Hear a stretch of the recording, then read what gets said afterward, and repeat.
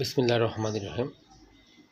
তিরমিজি শরীফের একটা হাদিস পড়লাম। রাসূলুল্লাহ সাল্লাল্লাহু আলাইহি ওয়াসাল্লাম বলেছেন, তোমরা আত্মীয়দের বাড়ি বেশি দিন অবস্থান করো না, কেননা তারা বিরক্ত বোধ করতে পারে। এই হাদিসটা কিন্তু সব ক্ষেত্রে প্রযোজ্য নয়। যেমন আপনি আপনার মেয়ের বাড়ি যাচ্ছেন, ওটাও তো একটা আত্মীয়, বা বুঝতে হবে যে আমি কারা বিরক্ত হয় না হয় না। এই ক্ষেত্রে হাদিসটার বিশ্লেষণ একটু নিজেরাই করতে হবে। আর আরও একটা ওর সাথে আরেকটা হাদিস দেখলাম, সেটা হচ্ছে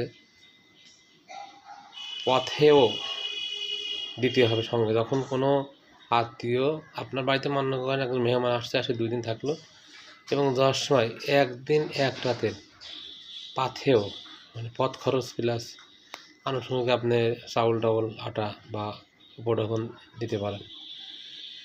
এটা কতই না সুন্দর, আমার এই হাদিসটা সবচেয়ে ভালো লেগেছে।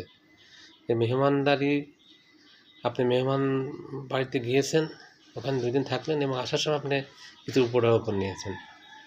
এটা খুবই একটা ভালো, এবং অনেকগুলো হাদিসের মধ্যে হাদিসটা অনেকটা ভালো লাগার মতো হাদিস।